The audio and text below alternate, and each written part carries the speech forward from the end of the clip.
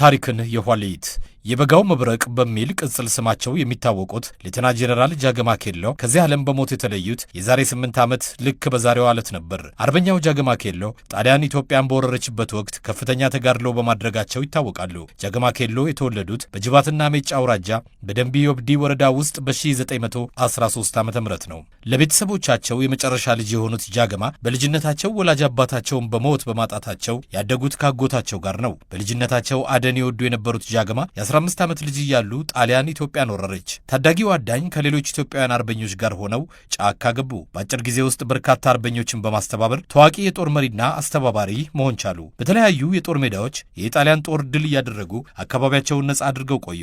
የጣሊያን የአዲስ ዓለም ምሽግ የሰበረው እርሳቸው የሚመሩት አርበኛ ነው። ከ5 ዓመት የአርበኞች ትግል በኋላ ጣሊያን ከኢትዮጵያ ተባሮ አጼ ኃይለ ሥላሴ ወደ ሀገራቸው ሲመለሱ ጅማና አካባቢውን ከኢጣሊያ ጦር ነጻ ለማውጣት በደጃዝማች ገረሱ ዱኪ ጦር መሪነት ዘመቻ እንዲካሄድ ንጉሡ አዘዙ። ደጃዝማች ገረሱ ወጣቱ አርበኛ ጃገማ ኬሎን ይዘው እንዲዘምቱ ጠይቀው ተፈቀደላቸው።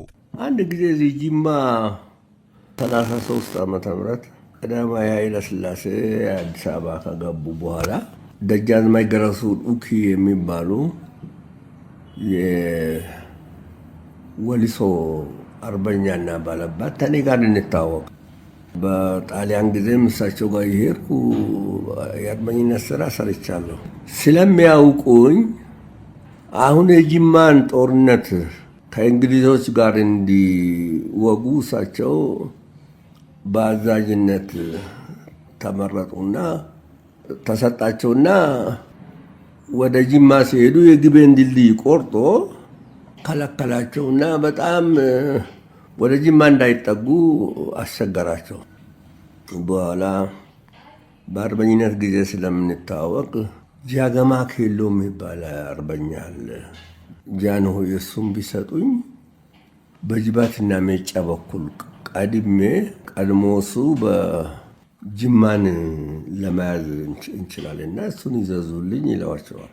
በኋላ ለልጅ ጃገማ ኬሎ በገረሱ ዱኪ አዛዥነት ወደ ጅማ እንዴት ዘምት ብሎ ደብዳቤ ጻፉልኝ። በጊዜው 3500 ጦር ይመሩ የነበሩት ጃገማ ኬሎ ደጃዝማች ገረሱ ዱኪን ቀድመው ጅማና አካባቢው ደረሱ። በዚያም የጣሊያን ጦር መግቢያ መውጫ አሳጥተው 2 ጄኔራሎችን ማርከው ድል አገኙ። ጣሊያን ድል ሆኖ ከኢትዮጵያ ሲባረር አርበኞች በያሉበት ቦታ ሆነው እንዲያስተዳድሩ የሚል ትዕዛዝ ሲወጣ አጋሮ ጌራና በደሌን እያስተዳደሩ ቆይተዋል። በ1934 ዓ.ም ወደ አዲስ አበባ መጥተው የሻለቃነት ማዕረግ ተቀበሉ። ከዚያ በኋላ የብርጌድና የክፍለ ጦር አዛዥነት በኋላም የብሔራዊ ጦር አዛዥ ሆነው አገልግለዋል። በማዕረጋቸውም ሌተናል ጄኔራል ሆነዋል። በሀገር ውስጥና በውጭ አገር ባሉ የስታፍ ኮሌጆች የአዛዥነት ኮርስ ተከታትለዋል። በባሌና በሲዳሞ ጠቅላይ ግዛቶች ጠቅላይ ገዢ ሆነውም አገልግለዋል። በጡረታ ከተገለሉ በኋላ በኢትዮጵያ አንድነትና ሰላም ላይ ያተኮረ በርካታ ስራ ሲያካሂዱ ቆይተዋል። ሌተናል ጄኔራል ጃገማ ኬሎ ለሀገራቸው ላበረከቱት አስተዋጽኦ ከአጼ ኃይለ ሥላሴ ከተለያዩ ሀገሮችና ድርጅቶች ኒሻንና ሽልማት ተበርክቶላቸዋል።